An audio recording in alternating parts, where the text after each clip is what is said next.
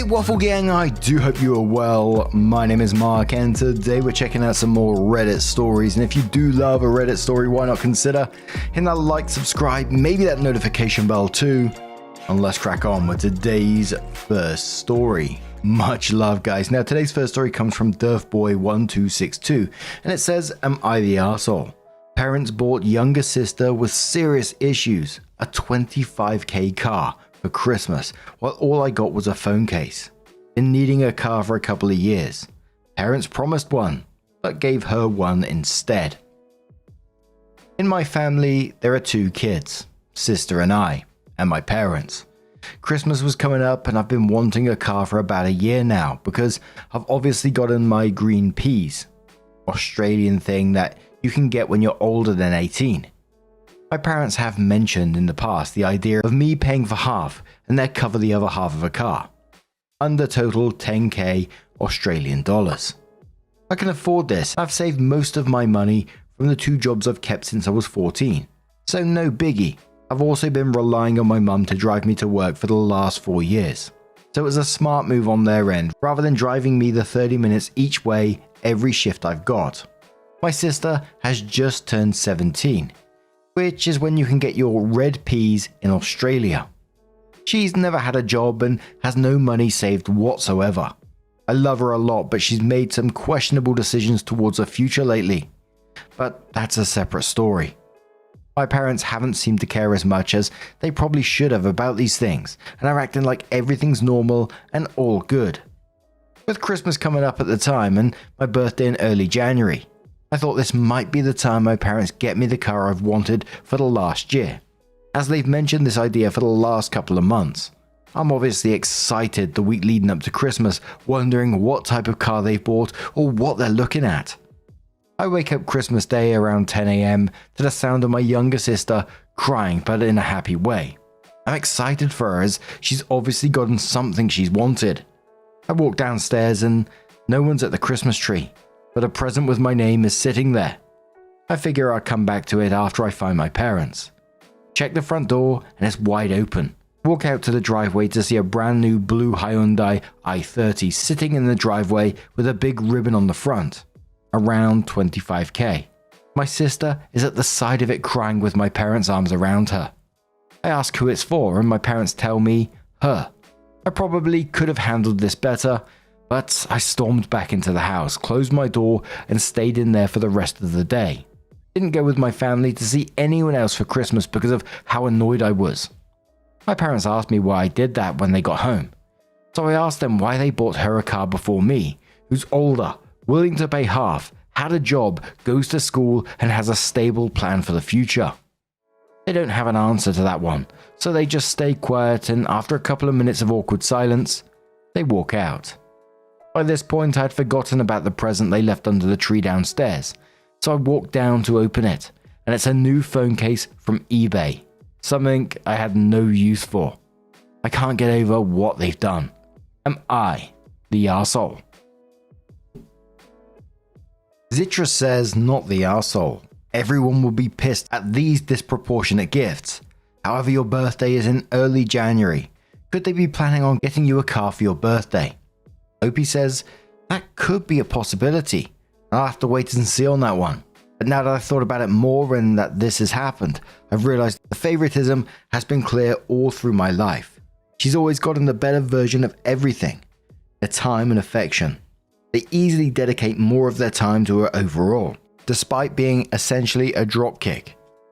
Life sucks sometimes, and I'm coming to learn that now. Opie responds when asked about was anything left out of the story. Opie says, my reaction to the Christmas morning surprise was definitely a little toned down because it was too many characters, but there was a lot of swearing under my breath, punching pillows for a solid half hour. But other than that, not much left out. Opie added their first update in the comments and says, I've had a long and deep chat with my parents.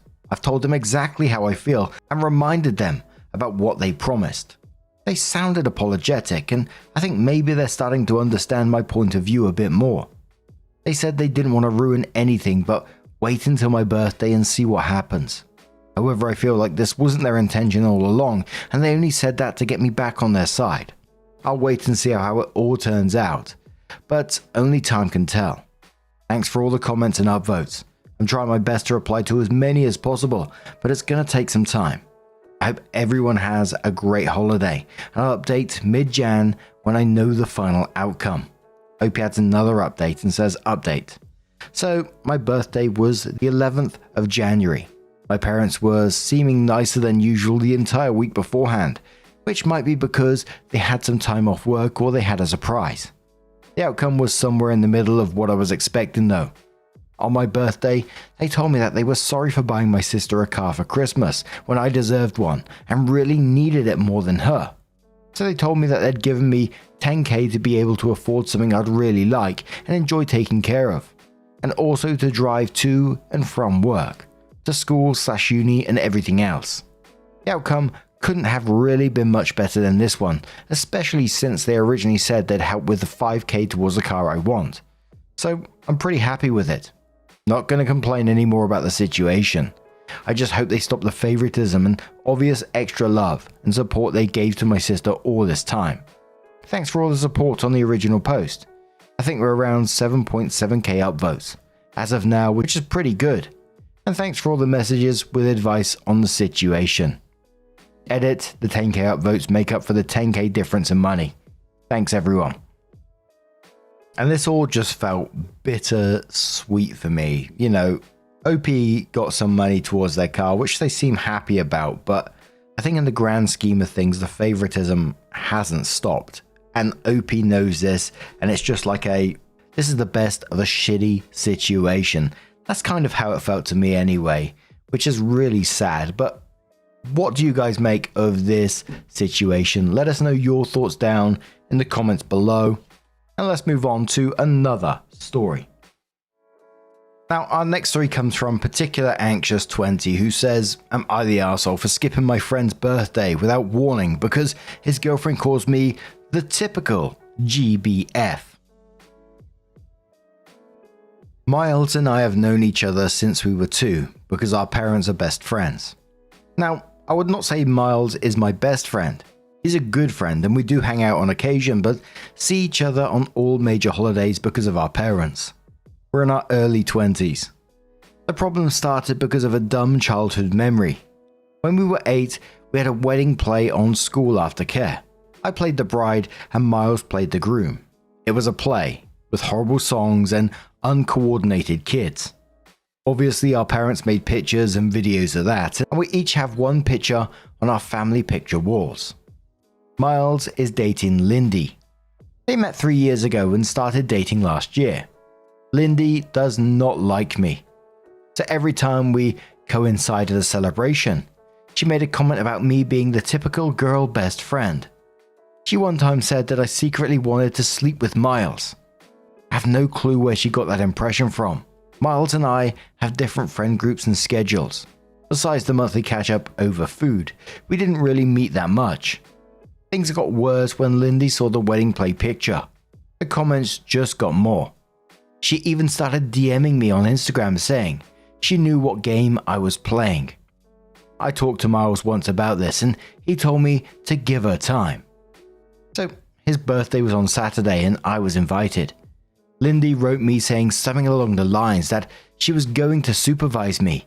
This was their first birthday as a couple and I was not allowed to take up his time.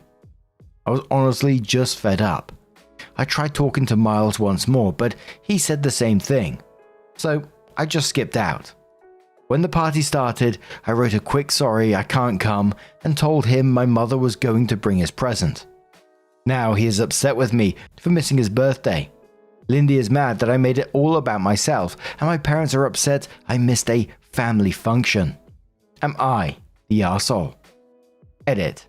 I didn't show anyone the message because I didn't want to make more out of this than it is. I didn't want to poison anyone against Lindy, especially not she is a new fixture in Miles' life. That would make both our lives more difficult. I hope that just talking about it might be more the adult thing.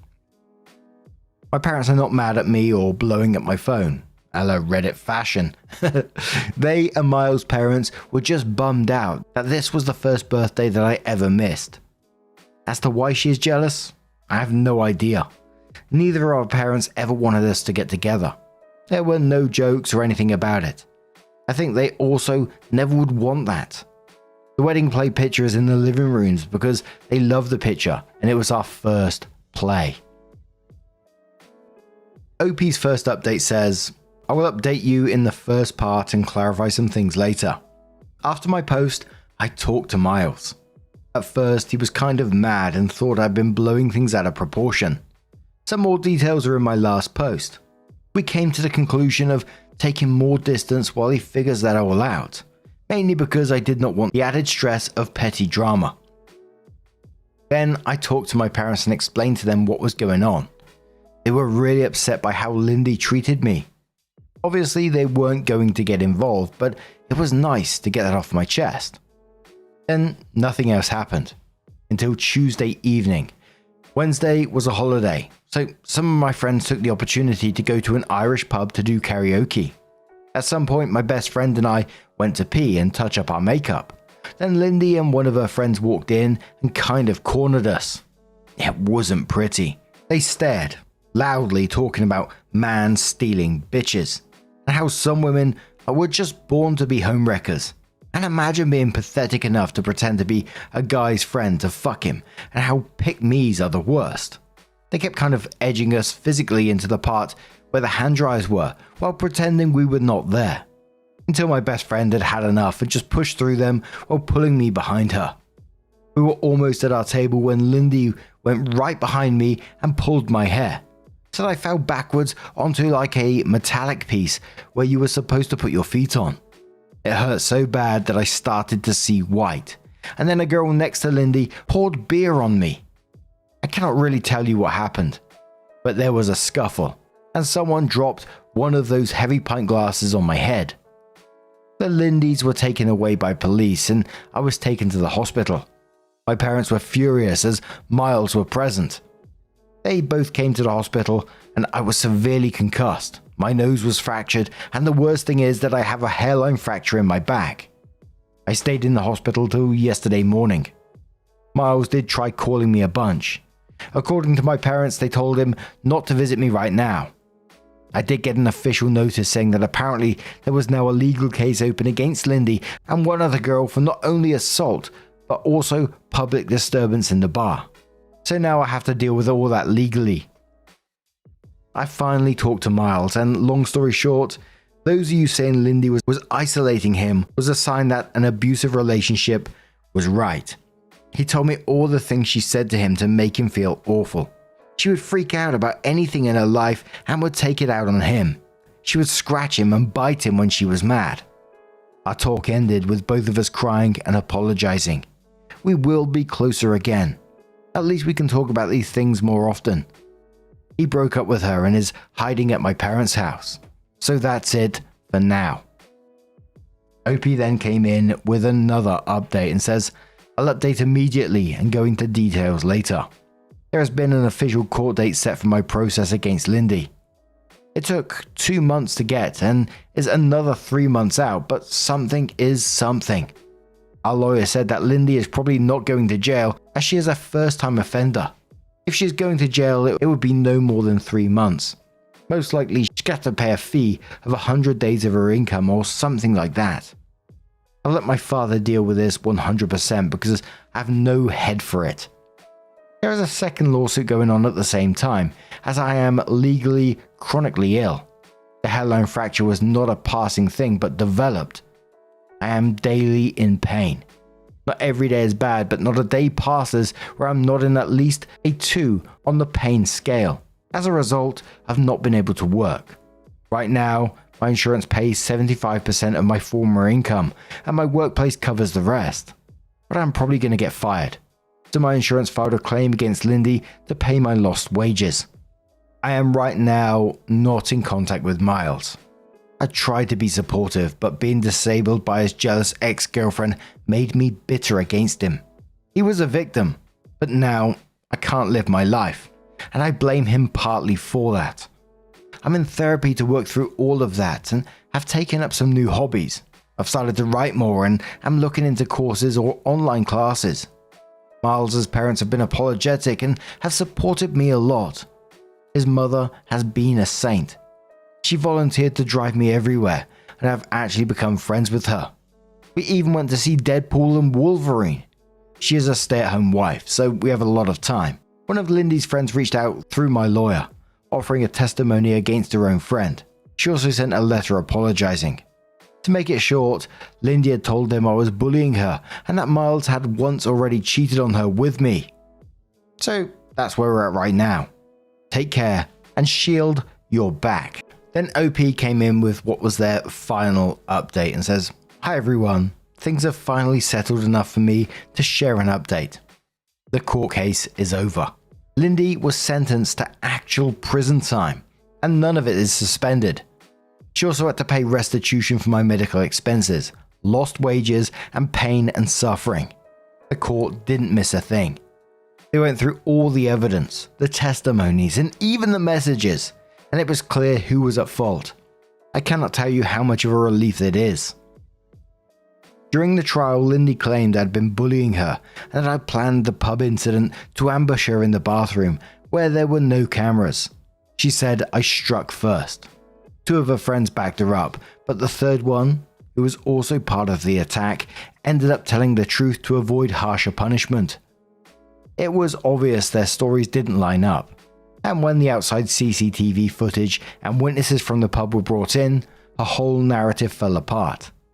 The court didn't buy it, especially with all the messages Lindy had sent me before the incident. She could not explain why someone supposedly bullying her would also be the one receiving threats from her. It also came out that Lindy and her new boyfriend had been intimidating witnesses. He even messaged me on Instagram, trying to get me to say something incriminating or admit to something I didn't do. At first, I didn't realize who it was, so I replied briefly. But once I figured it out, I stopped immediately. Thankfully, I had already handed over everything to my lawyer, so it was documented. Watching her lawyer try to frame her actions as acting out under stress while knowing she was tampering with the actual case was surreal. There were a moment outside the courtroom where my parents and Lindy's parents talked. It wasn't an argument, but it was uncomfortable. My parents pointed out how everything presented in court made it clear what Lindy had done. Lindy's parents didn't argue back, but they seemed completely out of their depth. They mentioned being shocked by how much she had escalated things and admitted they hadn't understood how serious it was. They've taken on the financial burden of a restitution, which means I know the money for everything will come through. It's hard to say if they are doing it out of guilt or to protect their image, but either way, it is one less thing for me to worry about. Adjusting to my new normal has been a mixed bag. The chronic pain is still there, and my surgery isn't happening for a few more months. I've also been dealing with endless back and forth of German bureaucracy. My insurance keeps sending letters asking, "Hey, you still disabled? Lol." As if chronic pain and unhealed fracture could magically fix themselves. Every time I think I'm done explaining my situation, they send me another form to fill out. It's exhausting, but my doctors have been really supportive and always help me get the paperwork sorted.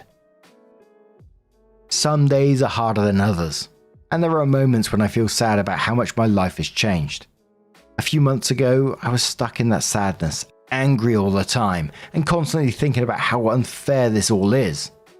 I think I was grieving the life I thought I would have. Now though, I've accepted that this is my life, and even if I never fully heal, I know I'll manage. I'm not letting Lindy take up any more space in my head than she already has. I've started focusing on things that make me happy again. My friends and I started a Dungeons and Dragons campaign, and they come over to my place to play. They're so patient when I need breaks or the pain gets bad. Through that group, I met someone. At first, I was nervous about getting close to him because I thought he might see my situation as too much to deal with.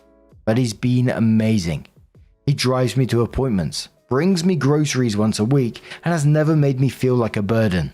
I'm falling in love with him, and for the first time in a while, I feel hopeful.